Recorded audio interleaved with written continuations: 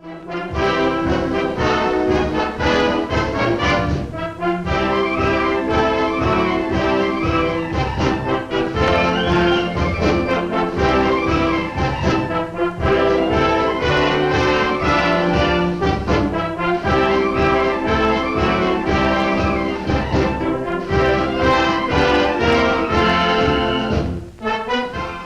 aviation has arrived only recently upon the military scene, with the first successful test flight taking place after the start of World War II. Today, the United States Army operates a large and diversified fleet of rotary wing aircraft. The H-21, for example, is a light cargo helicopter. It has a range and speed comparable to those of many fixed-wing aircraft and can carry up to 20 men or an equivalent weight of cargo. This helicopter has a tandem rotor configuration with both rotors contributing lift and thrust.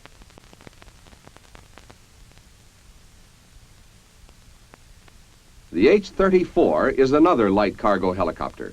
It has a main rotor for lift and thrust, plus a tail rotor to counteract engine torque. Its performance characteristics are good. At a later stage of training, you may learn to fly both the H-21 and the H-34. Until now, most of you have trained entirely in reconnaissance-type helicopters like the H-13. You have learned how to prepare it for flight and how to perform its standard maneuvers. You are undoubtedly aware of its capabilities and limitations. It is slow, has a short range, and carries a small load as compared with larger helicopters.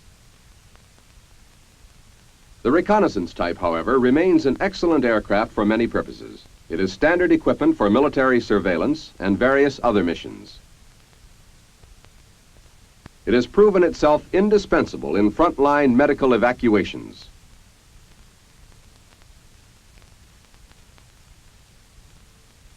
The H-23 is also a reconnaissance-type helicopter. Many of you have already checked out on this aircraft and found its operating characteristics very similar to those of the H-13. Both are used as primary trainers. You are now ready to go into heavier aircraft. The Army operates 2 helicopters in the utility class. You may learn to fly both. The H-19 is slightly larger than the H-25. It has a single main rotor and a tail rotor to counteract engine torque. The utility helicopters are more versatile than the reconnaissance type. They can carry much greater loads and go farther without refueling. They are also faster and less affected by adverse weather conditions. Let's see how you make the transition to the H-19 using the D model for demonstration purposes. In making your transition, there are 8 main steps to consider: pre-flight inspection, cockpit procedure, taxiing, hovering, takeoff, auto-rotation, approach, and engine shutdown. You start your pre-flight inspection in the cockpit. Steps are provided on either side of the fuselage, or you may enter from the cargo compartment. There is much more to inspect on the H-19 than on the reconnaissance-type helicopter, so you will be shown only the main steps of a pre-flight. To make sure the aircraft is cleared for flight, first examine Form 781. Next, turn on the battery and miscellaneous inverter switches to check the fuel quantity in both the fore and aft gas tanks. Then turn off both switches. Release the rotor brake to enable you to turn the rotor head later on during its inspection. That's all in the cockpit at this time. The next area to check is the cabin. All cabin equipment must be inspected carefully.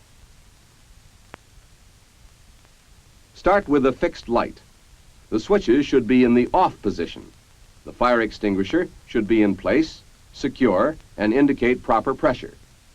Now, proceeding in a clockwise fashion around the cabin, check the condition of the passenger seats and safety belts on the right side. Then see that the heater-damper control is in its proper position. Next, check the baggage compartment. To remove the door and to prevent damage, carefully release all 4 fasteners.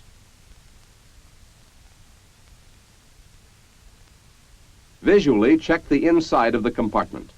Make sure there are no loose articles that may cause damage. See that it has not been excessively loaded. When you replace the door, make certain that all fasteners are secure. The first aid kits must be secure and properly sealed. Check the handle of the emergency escape hatch and the general security of the hatch itself. Then check the seats and safety belts on the left side. The cabin inspection may vary with different auxiliary equipment, but in any case be certain that everything is secure. After completing your inspection of the cabin, open the two clamshell doors which house the engine compartment. Don't let go of the doors until they are securely fastened. They could be damaged by wind or the downwash of another helicopter.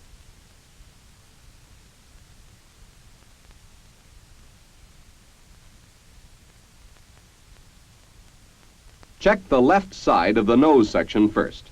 Make sure that the fire warning system on the door is secure and not damaged.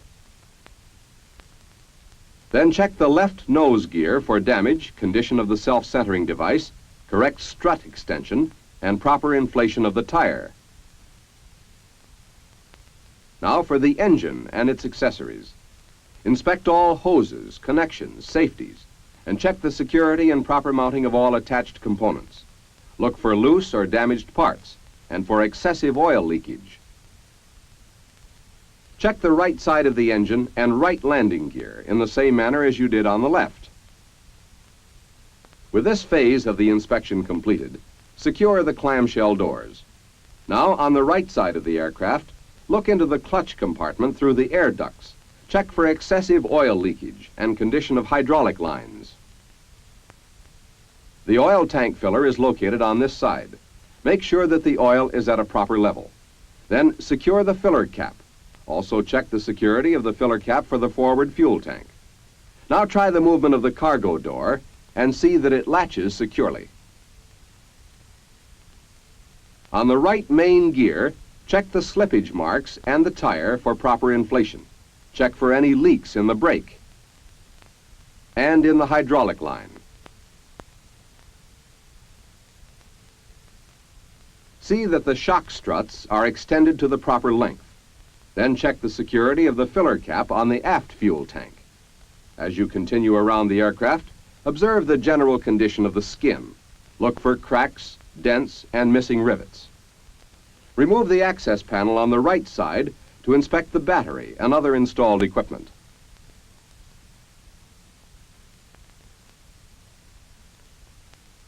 Make sure that the circuit breakers are correctly set.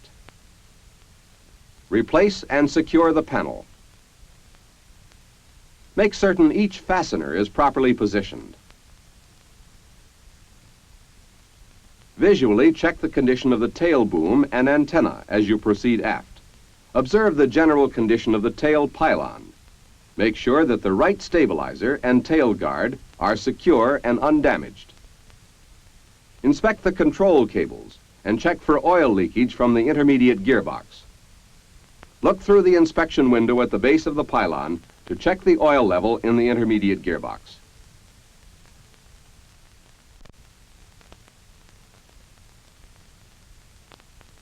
In the same manner, check the oil level in the tail rotor gearbox.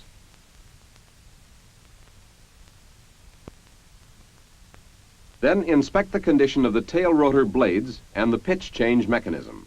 Since it is impractical to examine them closely, be sure your visual check is thorough. Continue the inspection on the left side of the aircraft. On this side, just as on the right, check the tail pylon, stabilizer, tail boom, antenna, and fuselage. On this side, you also check the static port and heater exhaust for obstructions, and the upper aft strut pin for freedom of movement. Next, inspect the left main landing gear in the same manner as you did the right. Also the static ground wire, which is on this side.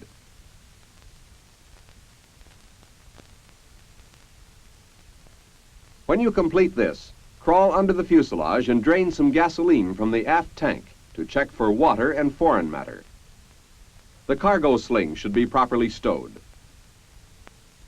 Check the forward tank for water and foreign matter.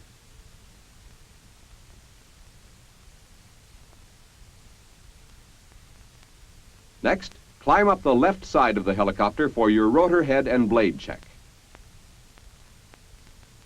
The window must be partially closed to enable you to let down the service platform. Now for the head assemblies.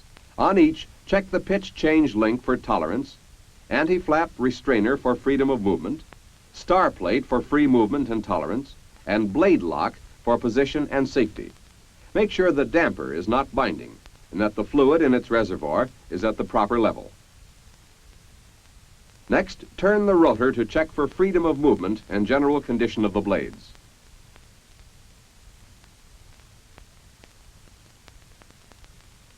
Inspect each head assembly in the same manner as before, looking for damage, cracks, and excessive wear.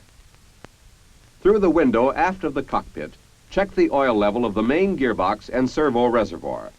Also look for signs of excessive oil or fluid leakage. That completes your inspection on the left side. As you climb down, secure the service platform.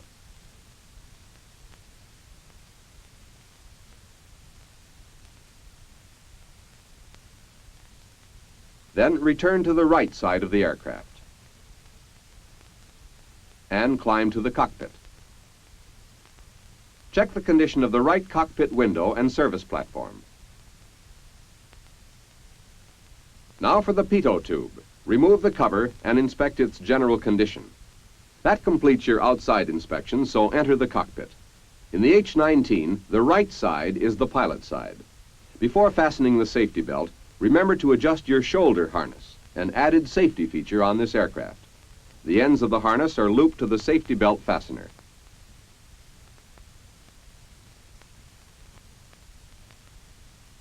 Next, put on your headset. Now to check the flight controls for freedom of movement. They are the same controls you used on the H-13. Cyclic, pitch, throttle. After checking it, leave it closed. And finally, anti-torque pedals. Set the fuel selector switch to the fullest tank. The mixture control on the right of the quadrant is set full back to idle cutoff. The other levers are set full forward. Make sure the rotor brake is released. Turn on the battery and correct fuel pump switches, then the flight and miscellaneous inverter switches. Prime your engine. Then, with the starter, turn the engine through a complete revolution before starting. This is your check for hydrostatic lock. After completing your starting procedures, increase engine RPM to 1700 and turn on the clutch pump switch. As the clutch starts to engage, engine RPM will fall and the rotor will start turning. Advance the throttle and raise engine RPM to between 1800 and 2000. Hold it there while the rotor continues to engage. When rotor RPM is risen to approximately 130, reduce throttle until the engine needle falls slightly below the rotor needle. Mechanical coupling will engage at this point.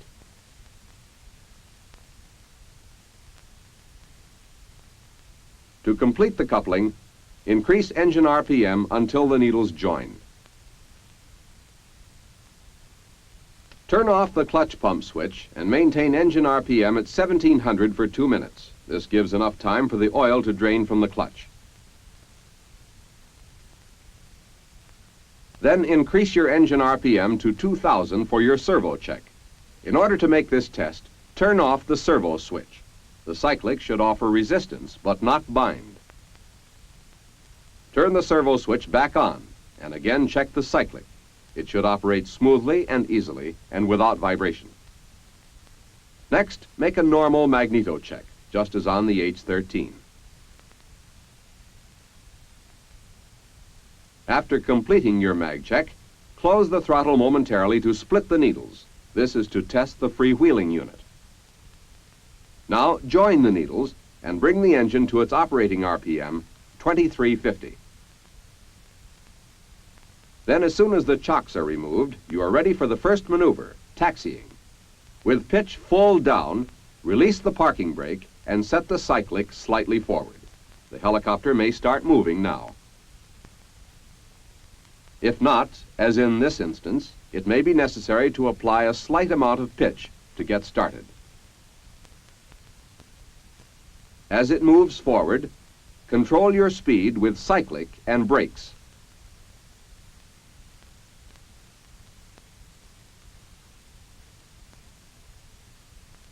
A helicopter with wheels requires a very small amount of pitch for taxiing. Maintain operating RPM for good control and to enable a takeoff in event of emergency. Turns are made primarily with the pedals.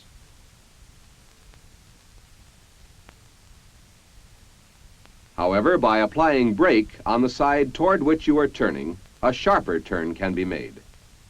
Remember to use a minimum of pitch. However, if the main rotor should start to bump against its stops, you have applied too much forward cyclic. Eliminate this bumping by moving the cyclic slightly toward the rear. The more advanced wheel and brake system of the H-19 makes taxiing and turning easier than in helicopters equipped with skids. Therefore, it is generally more practical to taxi rather than hover, as you would in a reconnaissance-type helicopter.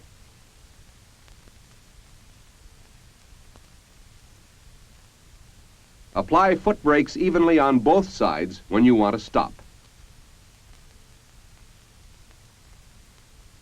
Before all takeoffs, a pre-takeoff check is made. All flight controls are tested for smoothness of operation. Engine, fuel, and transmission instruments are checked for readings within their proper operating range.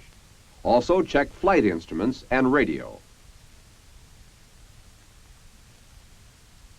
To take off to a hover, start with pitch down, cyclic in neutral. Then bring the engine up to operating RPM and slowly increase pitch until the helicopter reaches a hovering altitude. Normally, this will be between 5 and 10 feet. The H-19 pedals offer more resistance than on lighter helicopters. Hovering to the rear should be avoided because of limited visibility. Other than this, the H-19 can be made to perform all the hovering maneuvers which you learned in other helicopters. Hovering turns are made with the pedals. Avoid fast rates of turn, since too much stress can damage the tail pylon. The H-19 can make a normal takeoff either from a hover or directly from the ground. From a hover, the takeoff is essentially the same as in an H-13. Be sure to avoid an excessive nose-low attitude. Now let's take a look at a normal takeoff directly from the ground.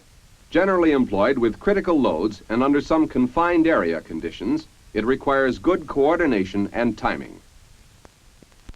Begin this maneuver at operating RPM. Smoothly apply pitch as you add throttle to hold your RPM. As you break ground, the helicopter should pivot and move immediately into forward flight. Again, be sure to avoid an excessive nose-low attitude. As you gain effective translational lift, level and establish a normal climb. When you first practice auto-rotations in an H-19, you should make a power recovery. Enter auto-rotation at 500 feet at an airspeed of 60 knots. As in other helicopters, start the auto-rotation by lowering pitch and reducing throttle. Add a slight amount of throttle to keep the engine running smoothly. If rotor RPM becomes excessive, it may be necessary to add a small amount of pitch. Maintain airspeed at 50 to 60 knots during auto-rotation. To prevent a high rate of descent, only flare auto-rotations are made in an H-19. When you are 50 to 75 feet above the ground, flare the helicopter to dissipate airspeed, stop your rate of descent, and increase your rotor RPM. After leveling the helicopter, make a normal power recovery at a hovering altitude. Once this is mastered, the next step is to learn to auto-rotate to the ground. Touchdown should be made in a slightly tail-low attitude and with forward speed. As you gain greater proficiency, slower touchdowns should be made to prepare for landing on rough surfaces in emergencies. To make a normal approach in an H-19, you follow the same general procedures you learned in your primary flight training. However, the difference in weight and speed of this aircraft will place a higher requirement on your planning and judgment. This is especially noticeable when turning into the final approach. Practice will develop accuracy. Start your approach when you reach a 12-degree angle. Maintain 55 knots during the first third of the approach. Then gradually dissipate speed and altitude. Apply sufficient power to complete the approach at a slow rate of closure. Approaches can be made at a hover, but are better directly to the ground. Touchdown is made with little or no forward motion. When your flight is completed, taxi to the designated parking area.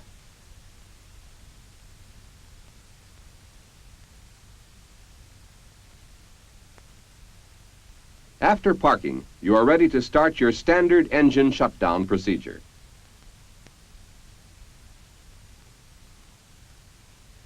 Apply toe brakes firmly on both pedals and set the parking brake. Perform a normal magneto check as you did in your starting procedure.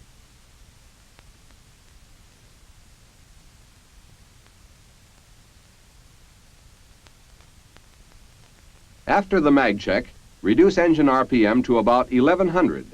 When rotor RPM is down to approximately 110, the clutch will disengage automatically. Make sure the droop stops have dropped into position before continuing the shutdown.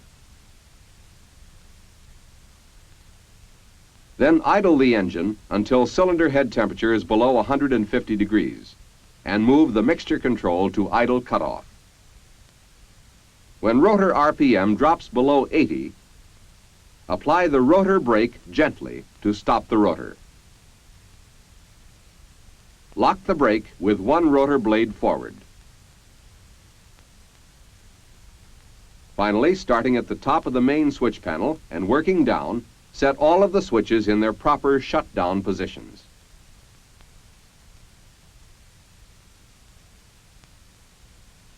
Place the fuel selector switch in the off position. Your shutdown procedure is complete. Now fill out your flight report. After entering your flight time, turn to the back of Part II. If any defects are found during flight, make sure to enter them here. And sign off your flight.